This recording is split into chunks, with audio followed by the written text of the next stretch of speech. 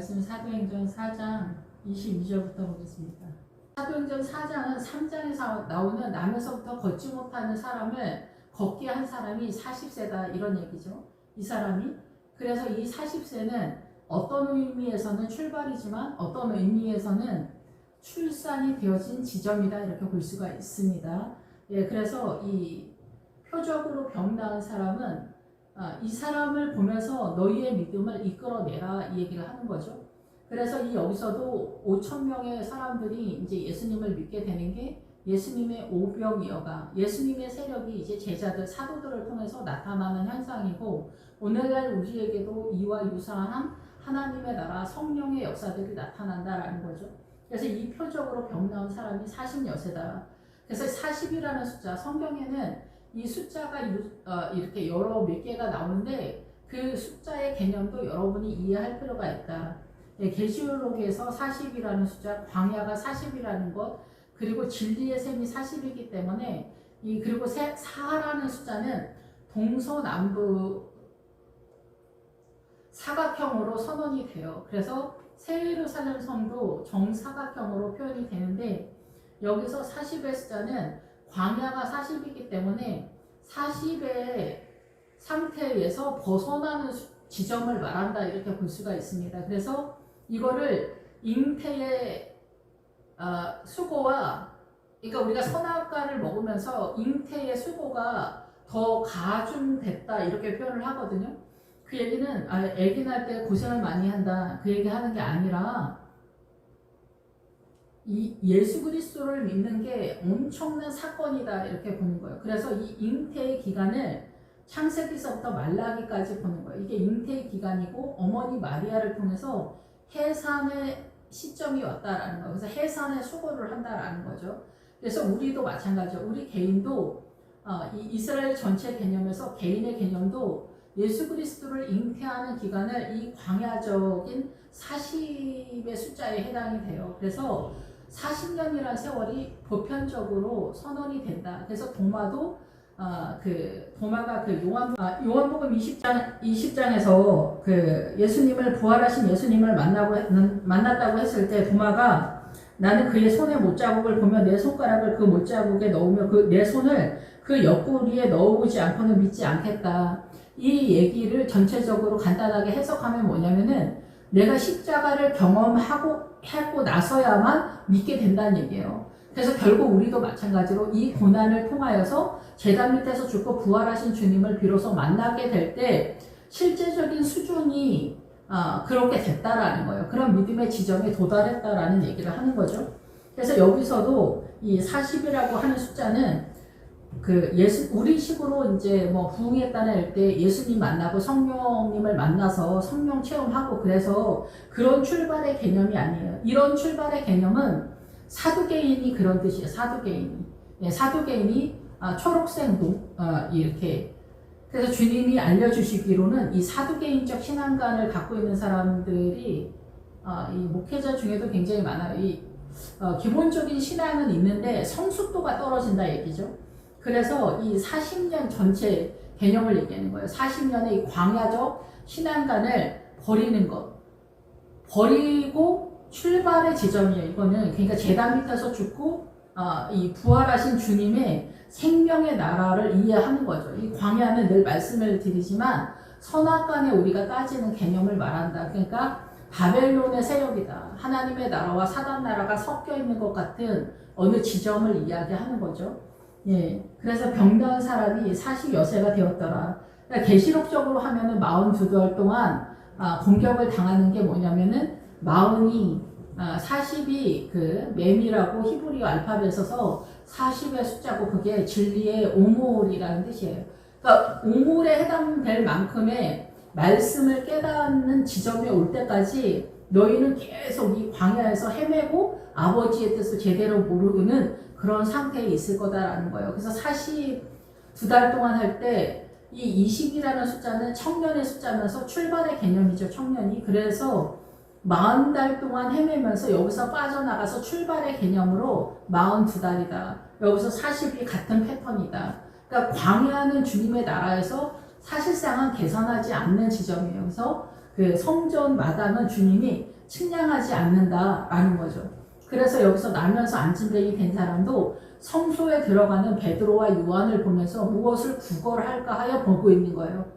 그러니까 성소 안에 들어가는 믿음은 측량의 대상이 되는 그 내용을 얘기하는 거예요. 노숙자 개념을 얘기하는 게 아니다라는 거죠. 근데 이제 여기서 말하는 건 문자적인 어떤 그러한 사건에서 하나님의 나라를 예표하는 그 하나님의 나라의 메시지를 우리가 숙지하고 이해하는 것이 주님이 우리에게 목적하는 바다라고 볼 수가 있습니다. 예, 그래서 앞부분은 이제 조금 제가 빼고 23절부터 보겠습니다. 사도들이 노임에 그 동료에게 가서 제사장들과 장로들의 말을 다 알리니, 그래서 앞에서도 말씀을 드린 것처럼 이 보편적인 교회, 제단 밑에서 죽지 않았거나 이스라엘 전체도 다 마찬가지지만 안나스와 가야바와 요한과 알렉산더, 예, 그래서 이 안나스 하나님의 은혜와 가야바 말씀, 반석의 세력과 요한, 신약에도 요한의 이름이 있잖아. 베드로와 요한, 하나님의 은혜로 세워지는 구도. 예, 알렉산더는 예, 그 사람을 보호하고 방어하다라는 뜻이에요. 그래서 이게 뭐냐면 사람이 자기를 방어 기제가 나타나는 그 현상이 결국은 뭐냐면은 사단 나라가 존재하는 거예요. 계시록적으로 두 짐승이 나오는 게 뭐냐면 사단의 그 공권력이, 사단의 절대 세력이 사람 속에서 나타나는 현상을 두 짐승이 나타난다 이렇게 표현을 하는 거라고 저는 이해가 되거든요. 그래서 사람 속에 사단의 세력이 부활 신앙을 막는다는 거예요. 그러니까 이 부활 신앙을 막는 것에 대해서는 여러 방면에서 표현되어져야 할 것이 많은데 그 대표 주자가 사실은 가룟 유다죠. 그래서 가룟 유다는 사도행전에서는 포함되지 않습니다. 그래서 예루살렘에 도착한 사도들의 그 믿음의 세력에 동참한 사람들은 가룟 유다 신앙관이 뭐가 문제인지를 깨달은 사람들이다라는 거죠. 그래서 인간의 동력으로, 자력으로 화이팅하지 않는 세력, 십자가를 넘어가는 성도들로 일단 그 복음이 전개되어지는 것으로 선포되고 있습니다. 십자가를 지지 않으면은 출발의 개념과 사두개인적 신앙 이쪽 저쪽이다 이렇게 볼 수가 있습니다. 그리고 또 믿음이 더 좋은 척하면 바리새인, 여기에서 크게 벗어나지 못한다라는 거죠. 예, 우리가 믿는 예수 그리스도의 부활의 신앙은 제단 밑에서 죽고 부활로 살아나는 거예요. 그게 뭔지를 알아야 되는 거예요. 몸의 부활을 믿는 사도신경의 그거는 최종적으로 마지막이고 우리 인생 가운데 첫 번째 부활에 동참한 자들이 복이 있다 그러잖아요. 우리의 인생 속에서 고난을 통해서 우리의 삶 속에 제단 밑에 죽고 부활로 살아나는 그 부활의 신앙을 경험한 사람들이 이와 같다라는 얘기를 하는 거죠. 그래서 고난의 한두 번으로 제단 밑에서 죽고 부활로 사는 건 아닙니다. 부활의 전체 맥락은 말씀의 검을 따라가는 것으로서 성경은 선언하고 있기 때문에 주님은 요한복음에서 물과 성령으로 거듭날 하나님의 나라를 볼 수 있다 선언을 하는 거죠. 예, 그것이 이 계시록적인 사도행전 측면에서는 완성도에 대해서 선언을 한다. 출발과 완성의 진영. 그래서 40은 광야를 빠져나가고 해산의 수고를 하면서 부활의 신앙의 출발의 상황이다 이렇게 볼 수가 있습니다. 이 40이라는 숫자, 이 병 나은 사람. 그래서 병의 기본 어근은 육적으로 힘이 센 사람이다라는 거예요. 육적으로 힘이 세면은 세상에서 잘 나가는 사람들을 말한다. 교회 안에서도 이 육적으로 잘 나가는 세력이 그 에서의 세력, 에돔의 세력이다 이렇게 볼 수가 있죠.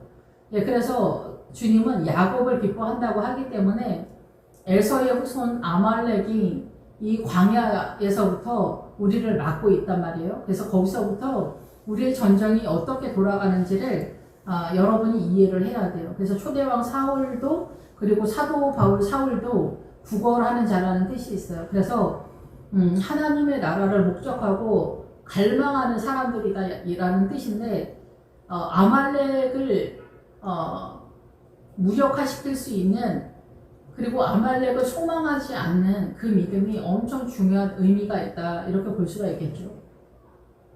그래서 사도들이 노임에 그 동료에게 가서 제사장들과 장로들의 말을 다 말했다라는 것은 대제사장 안나스, 가야바, 요한, 알렉산더, 아까도 말씀을 드렸지만 알렉산더가 수탁과 연결이 되기 때문에 산의 믿음에 이르기 전 그 전 단계에 이 광야적 신앙관 전체가 부활 신앙을 막고 있는 세력이다라는 거죠. 그래서 제단 밑에 죽지 못한 모든 세력이, 십자가로 죽지 못한 모든 세력이 바로 우리가 부활하신 예수 그리스도를 믿으면서도 부활의 신앙을 막고 있는 실제적인 수준은 그렇다라는 것입니다. 예, 그래서 그러한 것들에 대한 말을 전하고 이들은 이미 그런 것에 대한 이해도가 있는 상황이다. 그래서 그때나 지금이나 다 믿음 안에서 수준에 대한 이야기를 한다라고 볼 수가 있는 거죠. 예, 듣고 한 마음으로 하나님께 소리를 높여 이르되 대주제여 천지와 바다와 그 가운데 만물을 지으시니 하늘과 땅과 바다를 지었다. 그래서 바다는 뭐냐면 물의 세계의 전체 개념이잖아요. 그래서 바다가 많이 나오는데 이 바다는 이 사상과 이념, 문화와 전통, 사상과 이념의 전체 세력을 바다라고 하는 거예요. 계시록적으로 하면 백성과 무리와 열국과 방언, 곧 말의 세계다라는 거죠. 그래서 노아의 홍수 때에 물에 다 빠져 죽었다라고 하는 게 사단나라의 이성적 사고, 사단나라의 문화와 전통, 사상과 이념에 사람들이 다 빠져 죽었다라는 얘기를 하는 거예요. 예수님 안 믿었다 그 얘기하는 게 아닙니다. 이스라엘 사람이나 지금 우리나 동일하게 성령님을 따라서 믿음의 행보를 제대로 하지 못하고 있다면 너나 나나 할 것 없이 다 그런 상태다라는 얘기고, 예, 사두개인은 어떤 사람들입니까?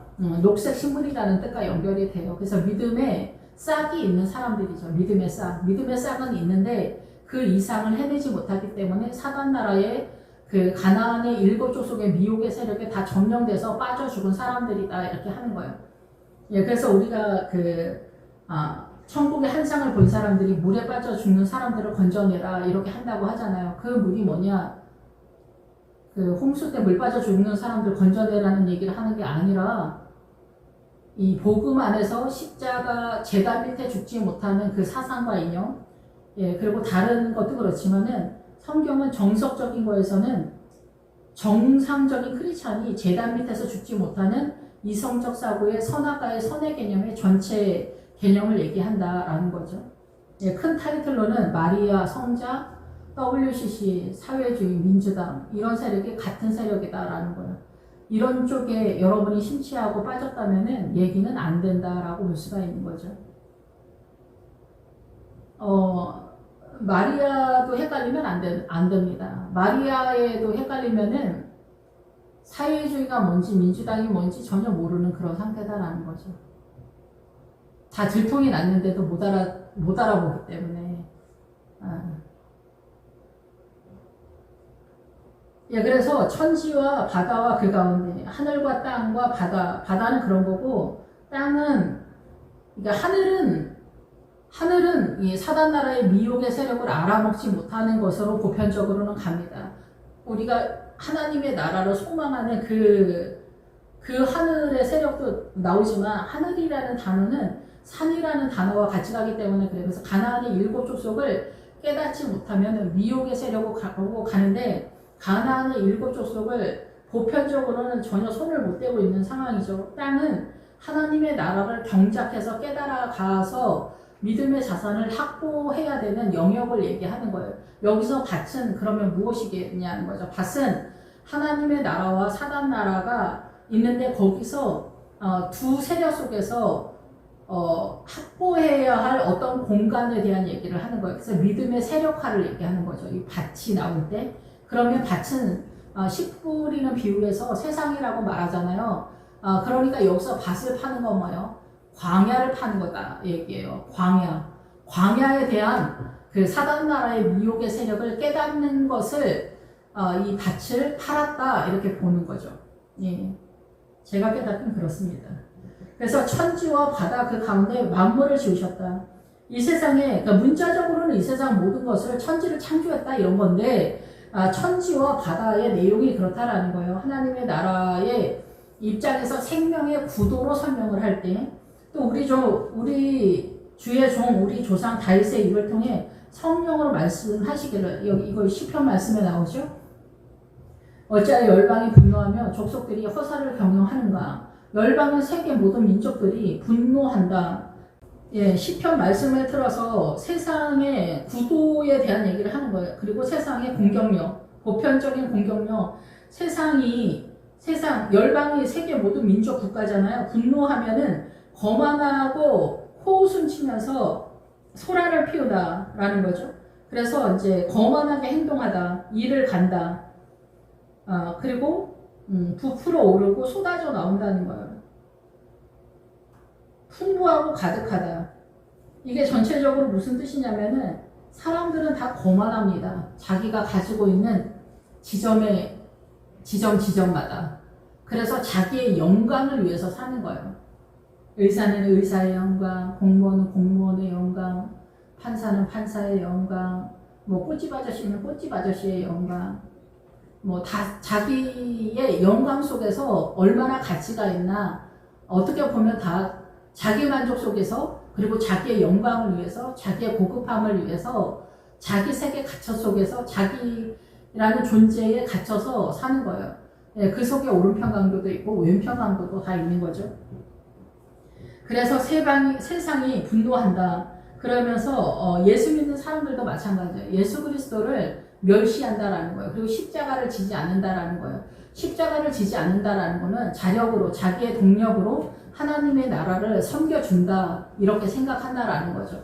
그래서 안 된다는 거예요. 자기의 동력으로 자기가 최선을 다하고 자기가 희생을 하고 테레사 수녀님 같은 그런 거를 1000년 동안 해도 그게 하나님의 나라가 아니다라는 거예요. 수도원에서 그 성자가 되고 이런 거는 서푼어치다, 이게 서푼어치. 아예 가치가 없다라고 보기는 어렵지만 그거는 사단 나라의 선의 개념이기 때문이라는 거죠. 그리고 공동체로 빠지는 거, 이런 것도 다 미혹인 거예요. 이미 공동체가 교회 공동체에 있고 주님은 가정을 목적하기 위해서, 가정을 세우기 위해서 이 교회 공동체가 서 있는 건데, 가정들이 다 공동체로 따로 나가서 일사불란하게 움직이는 착한 짓 한다 이런 거, 이게 무슨 가치가 있어? 자기 안에 하나님의 나라 새 예루살렘 성의 믿음을 세우는 게 중요한 건데, 공동체를 하면 이게 다 무력화가 되는 그런 상태다라는 거죠. 예, 이게 미혹이라는 거예요. 이게 뭐예요? 공산당이잖아요. 이게 국가 차원에서. 그러면 똑바로 하려고 하면서 사단 나라의 억압과 통제가 들어가는 그런 상태가 되는 거죠. 그래서 여기서도 오늘 4장에 나오는 모든 물건을 통용하다, 이거는 우리가 이해하는 것과는 좀 다른 얘기다라는 거죠. 여기서 물건이라는 뜻은 또 나오지도 않습니다. 예, 밭은 광야적인 신앙관에 대한 이야기라고 조금 전에 말씀을 드렸죠. 예, 그래서 열방이 분노한다, 거만하게 행동한다는 거예요. 주님 같은 분은 우리한테 필요하지 않다, 이렇게 생각한다는 거예요. 이게 뭐냐면 우리가 예수님 믿으면서 내가 화이팅하는 자력으로 하나님을 섬기는 정신머리다, 이게 가룟 유다 신앙관이라는 거예요. 그래서 사도행전에서는 가룟 유다가 자살해서 죽었다는데 그 소문 들었어? 그 얘기하는 게 아닙니다. 가룟 유다의 신앙관, 지금 다 얘기할 수는 없지만 어쨌든 가룟 유다 신앙관은 자기가 최선을 다해서 주님을 섬기는 그 에너지예요. 그래서 제단 밑에 죽지 못하면은 우리는 자력으로 주님을 최선을 다해서 섬기는 게 당연히 하나님의 나라라고 생각한다라는 거죠. 근데 십자가에서 죽게 되면은 그때 나의 자력이 얼마나 가치가 1도 없다라는 것을 깨닫게 된다라는 거예요. 그것이 헛사다라는 거예요. 무익한 것이다. 족속들이 허사를 경영한다. 허무맹랑한, 성과 없는, 유익이 없는, 헛된, 텅 빈, 진실이 없는, 헛되이 수고하는, 목적 없이 자만하는 이런 짓을 한다라는 거죠. 목적 없이 자만하고 헛된 일을 열심을 내서 한다라는 거예요. 그러니까 우리의 신앙이, 이 광야의 신앙과는 아무리 최선을 다해도, 근데 이 최선을 다해서 나가 떨어져 보아서 완전히 내 기운이 소실되는 것을 제단 밑에서 죽는다, 거기가 야복강이다, 비움이다, 이런 얘기를 하는 거예요.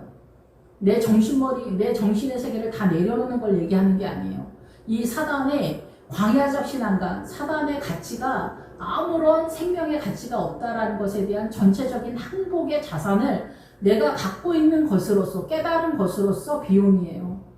불교에서 말하는 비움과 기독교에서 말하는 비움이 같은 맥락이 아니다 얘기를 하는 거예요. 정신머리 없는, 아무 생각이 없는 그런 게 비움이 아니라는 거죠. 그래서 이 광야 40년을 통과해야 된다라는 거예요. 사단의 미혹의 세력을 습득한다라는 거예요. 그런 헛된 일들을 경영한다는 거. 그거를 숙고하고 돌보고 마음에 품고 상당하고 정성 들여서 시중을 둔다는 거. 실천한다. 이 세상에 대해서 우리가 정성 들여서 시중을 두잖아. 이 세상에 대해서 생명 다해, 목숨 다해 24시간 풀가동으로 죽을 듯 살 듯 미친 듯이 살잖아. 이런 모든 것들이 이 세계 열방이 분노하며 허사를 경영한다라는 걸. 헛된 일에 마음을 품고 이 세상을 섬기고 있다. 그것이 곧 나의 업적이며 나의 최선이며 나의 존재며 나의 영광이며 나의 영광을 위해서 존재하는 모든 것이다. 이렇게 생각을 하는 거죠. 사람들이. 자기 스스로 속이는 거죠. 기만이 자기 자신을 속이는 건데 깨닫지 못하는 거죠. 세상의 군왕들이 나서며 관리들이 함께 모여 주와 그의 그리스도를 대적한다. 예, 세상의 모든 사람들이 그리스도를 대적하는데 제단 밑에서 죽지 못한 모든 목회자와 장로님들과 성도들과 서기관들과 신학교에서 다 주님을 대적하는 증세가 나타난다라는 거죠. 부활로 넘어가기 전까지는 실제적인 부활의 신앙이 뭔지를 모르기 때문에 얘기하는 거예요. 그래서 예수님이 십자가 위에서 주여 저들을 용서하소서. 저들이 알지 못하나이다. 저들이 알지 못해서 저렇게 한다라는 거예요. 그것이 계속 우리에게 유지 보존되고 왔다는 거예요. 알지 못하기 때문에 그렇다는 거죠. 그래서 이 세상은 다 거짓으로 돌아가고 있다. 이 지구 전체는. 사단이 거짓말쟁이라고 하는 거는 우리식의 거짓말이 아니라 사단은 우리를 속여서 생명을 얻지 못하게 하는 모든 속임수를 쓴다는 거예요. 문화와 전통 사상과 이념 속에서. 네, 그래서 과연 헤롯과 본디오 빌라도는 이방인과 이스라엘 백성과 합세하여 하나님께서 기름 부으신 거룩한 종 예수를 거슬려 하나님의 권능과 뜻대로 이루려고 예정하신 그것을 행하려고 이 성에 모였나이다. 이 헤롯과 본디오 빌라도는 뭐냐면 헤롯은 영웅이라는 뜻이에요. 그래서 영웅처럼 움직이는 게 미혹인 거죠. 이것도 거짓이죠, 사실은. 그래서 헤롯은 교회 공동체 이스라엘의 왕이잖아요. 그러니까 헤롯의 세력은 그 기독교 국가의 기독교의 세력으로서 왕권을 휘두르는 세력이라고 볼 수가 있겠죠. 그런데 이들은 다 영웅적인 행동을 하기 때문에 생명을 위해서 움직이는 게 아니라 사단 나라의 오름의 가치관의 영웅적인 행동, 남자답고 영웅적이고 이런 식으로 하면서 결국은 사망의 세력을 잡는다라는 거예요. 예, 그래서 그 열방이 분노하며 족속들이 허사를 경영한다. 헛된 일을 마음에 품고 시중을 둔다는 거죠. 열심을 다해서. 그러니까 본디오 빌라도, 본디오는 다리를 놓다, 빌라도는 확고하게 하다라는 거예요. 예, 그래서 이방인의 세력을 끌어들여서 이 다리가 놓아지면서 헤롯과 빌라도가 연합하게 되어지는 세력이면서 여기에 믿음이 제단 밑에서 죽지 못하는 그 교회 공동체의 세력과 연합전선을 띠면서 결국은 우리의 믿음의 자산의 전체 자산은 사도개인적이며 알렉산더적이다라는 거죠. 앞부분에서 설명드렸던 것처럼 믿음의 싹이 있을 뿐이지 그 이상의 지점을 올라가지 못하며 알렉산더는 십자가의 베드로의 사건에서 말하는 것처럼 닭이 2번 울기 전에 3번 부인하는 꼴이 된다라는 거예요. 가나안의 7 족속을 깨닫지 못하는 그 전체적인 우리의 신앙의 내용이 닭이 2번 울기 전에 3번 네가 나를 부인하는 것 같은 신앙의 내용을 담고 있다. 그거는 뭐냐면은 닭이 2번 울기 전에는 닭이 말하는 거는 산이라는 단어하고 연결되기 때문에 가나안의 7 족속을 깨닫기 전에 너희들의 신앙이라고 하는 것은 그렇게 측량할 만한 것이 없다라는 거죠. 예수님을 배신하는 것으로 증명된다라는 얘기예요. 그래서 계시록 15장에서는 말하는 바가 계시록 13장에서는 우리의 믿음의 자산이 계시록 13장 정도 오면은 우리의 믿음이 증명됐다라는 거예요. 뭐로? 주님을 배신하는 것으로, 세상을 목적하는 것으로 그쯤 되면 증명됐다라는 거예요. 그러니까 나이가 40이 넘으면은 네가 하나님의 편을 드는지 사단 편을 드는지 드러난다라는 얘기를 하는 거예요. 속일 수 없다라는 거죠. 그러니까 예수 믿으면서도 돈 타령하고 욕심과 이기심과 항상 세상 편을 들고 하나님 편을 들지 않는 것, 범사에 거짓말을 선택하고 이런 것들이 다 주님을 선택하지 않는 일상의 삶의 결과고 증명이다라는 거죠. 이러한 세력들이 기름 부으신 거룩한 종 예수님을 거슬려는 뭐면 예수 그리스도 가까이에서요. 지금도 마찬가지예요. 지금도 성령님의 인도하심에 따라서 하나님의 나라가 세워지지 않는 그 모든 것들이 가까이에서 우리 중에서 주님을 대적하는 것으로 나타난다는 거예요.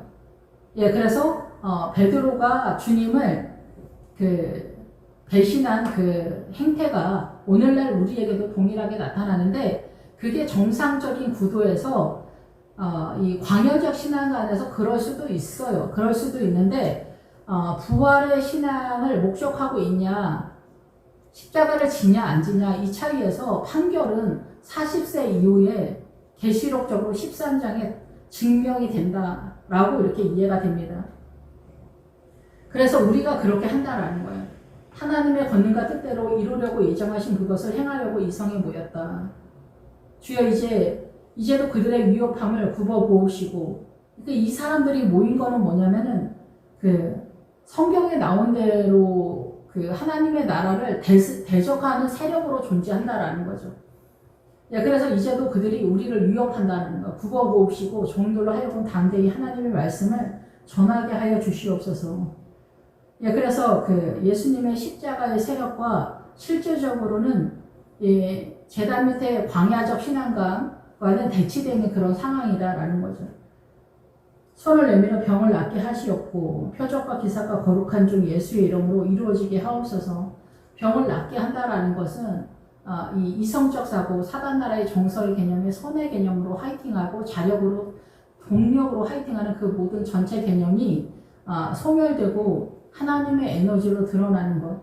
그래서 야곱의 12 아들 중에서 이 유다가 바로 주님을 찬양하는 지파다 이렇게 우리는 쉽게 표현을 하는데 다른 지파는 뭐 그렇지 않나요? 다 그렇죠. 근데 원래 유다의 기본 어근은 손을 활용하는 세력이에요. 그게 뭐냐면 하나님의 나라의 에너지를 사용하는 사람이에요.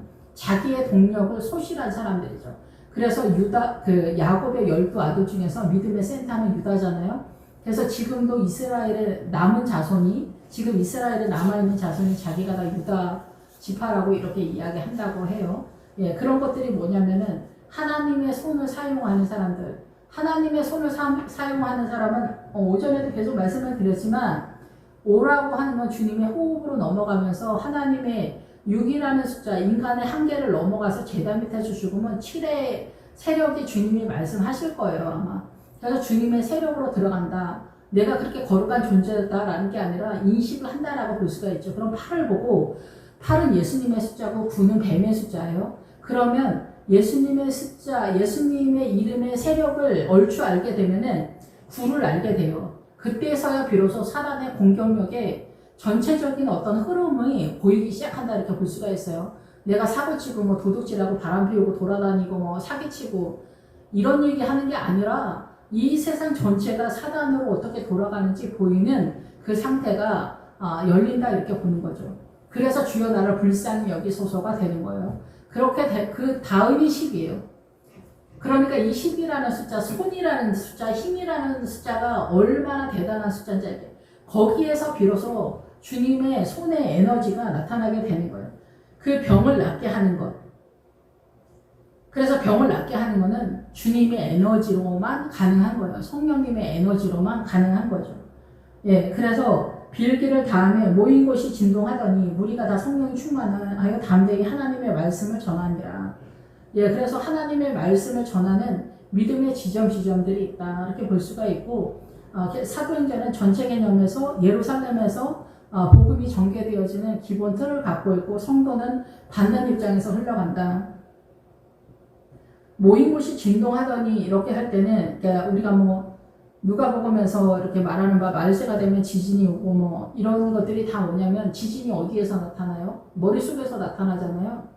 복음이 들어오면 머리가 딱딱 아프단 말이에요.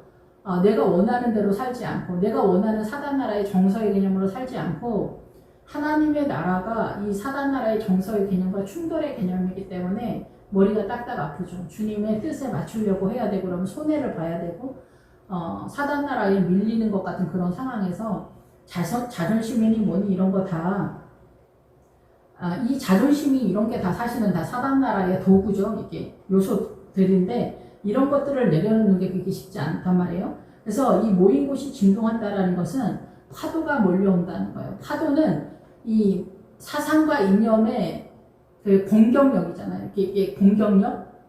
예, 그런데 여기에서는 하나님의 나라가 쳐들어오는 거예요. 우리는 사단 나라에 있는데 하나님의 나라가 복음이 밀려오는 거죠. 우리의 죄됨이 드러나는. 그러니까 하나님의 나라가 밀려 들어오는 거죠. 같은 파도라도 사단 나라의 사상과 이념이나 하나님의 나라의 말씀의 세력이냐에 따라서 좀 틀려지는 것은 여러분이 구별을 하셔야 되겠죠.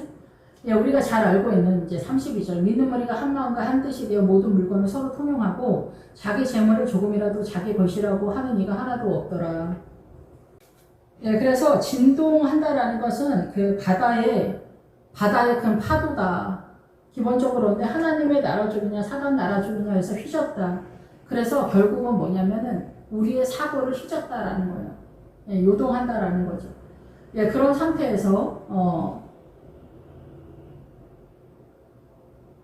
믿는 무리가 한 마음과 한 뜻이 되어 모든 물건을 서로 통용하고 자기 재물을 조금이라도 자기 것이라 하는 이가 없다. 믿는 무리가 한 마음과 한 뜻이 되어 모든 물건을 여기서 모든 물건이라 할 때 물건이라는 단어는 원래 없습니다. 모든 것을 서로 통용하고 자기 재물을 조금이라도 자기 것이라고 하는 이가 하나도 없더라. 이거는 그러니까 우리가 생각하는 그 헌금이나 뭐 헌금을 내서 같이 이렇게 유익하게 같이 쓴다 이렇게 볼 수는 있죠. 근데 남의 집 뭐 재산을 팔고 뭐 강압적으로 할 수 있는 건 아닙니다. 절대로 강압적으로 할 수 있는 것도 아니고 이게 내 마음대로 또 되는 것도 아닙니다. 이 뜻은 뭐냐면은 모든 것을 서로 통용하고 자기 재물을 조금이라도 자기 것이라 하는 이가 하나도 없다. 이 얘기는 뭐냐면 모든 것을 서로 통용하는데 이 통용하다라는 뜻은 뭐냐면은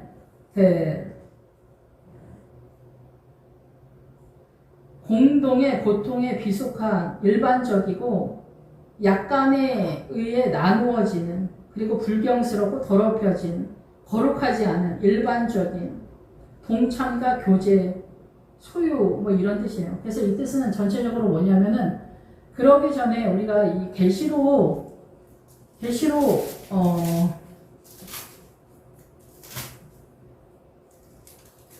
21장 끝절에 가면은 뭐가 나오냐면은 사람들이 만국의 영광과 존귀를 가지고 그리로 들어간다. 그래서 천국으로 들어가는데 천국으로 할 때 그 자신한테 그리로는 뭐냐면 그 자신을 향해 들어간다는 거예요. 그래서 여기서 이제 그 27절에 보면 21장 27절에 보면 어린 양의 생명책에 기록된 자들만 들어간다. 그래서 그리로로 말하는 게 뭐냐면 예수님의 생명책에 기록된 사람은 결국은 천국에 들어가는데 자기 자신에게 하나님의 나라의 믿음의 성전의 믿음, 새 예루살렘 성의 믿음을 얼마만큼 확보를 했느냐라는 거에 대해서 더러운 것들은 새 예루살렘 성에 세워지는 믿음이 설 수 없다라는 그런 얘기예요. 그런데 27절에 누구든지 무엇이든지 어떻게 해서든지 뭐 이런 무엇이든지 이런 전체적인 것이 어떠한 것이든 속된 것이나 가증한 일 또 거짓말하는 자는 결코 그리로 들어가지 못한다. 오직 어린 양의 생명책에 기록된 자들만 들어간다. 새 예루살렘 성 우리가 말하는 바 천국을 이야기하는 거죠. 그런데 여기는 속된 것이나 가증한 일 또 거짓말하는 사람 못 들어간다. 그런데 여기서 속된 것은 여기서 가증한 일 먼저 가증한 일은 우상숭배를 얘기하는 거예요. 우상숭배 여기서 어쨌든 그런 거고 거짓말하는 거는 사단의 기본적인 자산이잖아. 사단 나라의 기본 패턴이죠. 근데 여기서 속된 것이 나와. 속된 것이 바로 여기 공통해. 지금 오늘 본문에 공통해. 속된 것이. 그러면 이게 뭘 것 같아요? 통용하고 서로 통용하고가 속된 것과 같이 가요. 그러니까 세상에 속한 것이다. 속된 것이다라는 거예요. 세상에 속한 이 서로 교류하는 것들, 헌금이나 이런 것들이 세상에 속한 헌금이다 이렇게 보는 거예요. 구제나 헌신이나 이런 것들. 그래서 세속적이라는 거예요. 이 뜻이. 세속적이고 일반적인 것들은 어디로 못 들어간다고요? 새 예루살렘에 못 들어간다고. 예수 그리스도의 생명책에 기록되지 않는다. 이런 것들은 자기 안에 하나님의 나라의 자산으로 세워지지 않는다라는 거예요. 이거를 속된 것이라고 표현을 했어요. 그러면 여기에서 서로 통용하고는 뭐예요? 서로 통용하고는 일반적인 이런 어떤 구제나 헌신이나 이런 것들이 맞물려서 가는 거지만 근본적으로 하나님의 나라는 이것과 같이 연결이 되면서도 분리가 된다. 이 통용되는 거. 자기 재물을 조금이라도 자기 것이라고 하는 이가 하나도 없다. 그러니까 문자적인 것은 헌금을 하고 구제를 하고 헌신을 하고 이런 것들이 교회 공동체에서 허락되어진 하나님의 나라의 요소지만은 모든 것을 서로 통용하고는 사단 나라의 일반적인 행동을 해야만 하는, 마땅히 해야 하는 도덕적인 것 같은 기준이다. 이렇게 보아야 된다라는 거예요. 그리고 자기 재물을 조금이라도 자기 것이라고 하는 이가 없다. 그래서 앞에서도 말씀을 드렸지만은 이거는 기본적으로 이런 구제나 헌신이나 여전도 회장이나 성가대나 뭐 이런 것들을 하면서 하나님의 나라를 깨달은 그 자산을 이야기한다라고 기본적으로는 여러분이 이해를 하셔야 돼요. 근데 문자적으로는 구제나 헌신이나 뭐 이런 것들이라고 말할 수는 있어요. 그런데 이 통용하고는 아까 계시록에서 말했던 같은 단어 코이노스라는 단어를 쓰는데 세상에 속한 일반적인 정서다라는 얘기예요. 이런 것으로는 하나님의 나라와 연결이 안 된다라는 거죠. 그러니까 예수님의 십자가로 부부 사이가 그리스도와 신부의 믿음의 구도를 깨달아가는 것으로 연합전선을 띠느냐, 아니면 우리 사이는 뭐 한 번도 안 싸우고 엄청 사이좋다는 사단 나라의 선악간의 선의 개념으로 흘러가느냐, 이건 전혀 다른 나라다라는 거예요. 이 차이를 여러분이 구분을 할 수 있는 은혜가 있기를 바랍니다. 예, 그래서 여기서 재물은 경기장을 달리다, 다름질하다 이런 거예요. 결국은 뭐냐면 이 재물이 시작하다라는 거예요. 결국 이 재물이 우리가 생각하는 재물이라는 뜻이 아니라 여기에서는 시작하다, 아래에서 조용히 시작하다, 믿음이 일어나기 시작한다라는 거죠. 예, 그래서 이 모든 서로 통용하고는 서로 믿음을, 우리가 사도신경 보면은 서로 교통함과 나오잖아. 성도가 서로 교통함과 나오잖아. 그 내용이라고 보면 되죠. 그래서 우리가 일반적인 삶에서 믿음을 서로 나누고 있는 그런 상태고, 이 재물은 믿음을 출발한다는 거예요. 그래서 믿음을 출발하는데 서로 이렇게 영적인 교류를, 물건을, 그리고 헌금을, 밭과 집을 팔아서 하나님께 내는 데까지로 연결을 한 거예요. 그것이 하나님의 나라의 보편적 가치로 나타나는 증세로 나타나는 거죠. 예, 은혜가 있는. 예, 이게 사회주의나 뭐 이런 걸로 나타나는 게 아니다라는 거죠. 예, 그래서 그리고 어쨌든 그렇습니다. 그래서 이 재물이라는 단어는 이런 은혜가 출발된다 이런 뜻이에요. 그래서 경기장을 달린다라는 거죠. 예, 그래서 우리가 그 계시록에서도 보면은 이게 나오잖아요. 15장인가? 계시록 15장에 보면은 그 14만 4천이 부르는 노래에서 마지막 그 천사가 나오면서 그 수확하는 그런 상황에서 20절에 보면 성 밖에서 그 틀이 밟히니 그 틀에서 피가 나서 말 굴레까지 닿았고 1600 스타디온이다. 이게 경기장이라는 뜻이거든요. 스타디온이. 그래서 1600은 여기서도 1600인데 뭐 1600을 제가 숫자적으로 성경의 숫자에 맞춰서 말하면은 1000은 예수님 숫자고 600은 사단의 숫자거든요. 그래서 하나님의 편에 쓸 거냐, 예수님의 편에 쓸 거냐, 사단의 편에 쓸 건가, 스타디온 경기장에서 달리기를 한다라는 거예요. 예, 그래서 여기서 이제 그 틀에서는 고난으로 인해서 이 말 굴레까지 닿았다. 뭐 자세한 거는 계시록에서 제가 설명을 했는데 어쨌든 경기를 한다라는 거예요. 그래서 여기서는 뭐냐면은 모든 물건을 서로 통용하고 자기 재물을 조금이라도, 이거는 그 믿음의 자산을 자기 것으로만 말하지 아니하고 이 그 출발의 상황에서 나타나게 된다는 거예요. 그리고 조금이라도 자기 것이라고 하는 이가 하나도 없더라. 이거는 이런 어떤 우리가 생각하는 일반적인 생각일 수도 있지만은 여기서 조금이라도 자기 것이라고 하는 게 없다라는 건 뭐냐면 자기 자신을 주장하는 이가 없다라는 거예요. 자기 동력, 자기의 최선 이런 것들을 떠들어대는 사람이 없다라는 거예요. 이거는 지금 사도행전에서는 가룟 유다로 인해서 소실되어지는 신앙관이기 때문에 그래요. 그게 광야적 개념이기 때문에 그런 거예요. 예, 그래서 이 사도들의 큰 권능으로 주 예수의 부활을 증언하니 우리가 큰 은혜를 받아 그 중에 가난한 사람이 없으니 이는 바깥 집 있는 자는 팔아 그 판 것에 값을 가져다가 사도들의 발 앞에 두매. 그래서 이게 가난한 사람이 없다. 그거는 믿음에 가난한 사람이 있으면은 이렇게 믿음을 나눠주고 있기 때문에 이게 민수기에서도 이게 좀 나오는데 어쨌든 믿음을 나눠주기 때문에 믿음이 계속해서 성장 구도를 따라 이게 노숙자 개념이 아니다는 얘기를 하는 거예요. 그래서 가난한 사람이 없어지게 된다는 거죠. 그래서 밭과 집 있는 자는 팔아 그 판 것에 값을 가져다가. 그래서 여기서 밭은 씨 뿌리는 비유에서 밭이 세상이라 그랬잖아요. 그래서 이 세상이니까 이게 뭐겠어요? 광야적 신앙관이죠. 광야적 신앙관. 이거 헷갈릴까봐 다시 5장에서 아나니아와 삽비라가 등장하는 거예요. 밭을 팔아서 밭과 집 있는 자는 팔아. 그러니까 광야적 신앙관을 다 팔았다. 이 얘기를 하는 거예요. 광야적 신앙관. 그래서 노예를 처분한다라는 거예요. 우리가 메인바디였던 신앙관을 판다라는 얘기예요. 자유로 빠진다는 얘기죠. 밭을 팔았다라는 거는. 그리고 집을 팔았다. 그러니까 우리나라 초대교회 때도 저 어렸을 때 그 밥 팔고 집 팔아가지고 헌금하는 얘기들 많이 했어요. 엄청 귀하고 진짜 생명다의 주님을 섬기는 그런 사건들이 벌어지죠. 그래서 집과 밭을 팔아 하나님께 드린 자는 생명을 얻지 못할 자가 없다. 그런 얘기를 하거든요.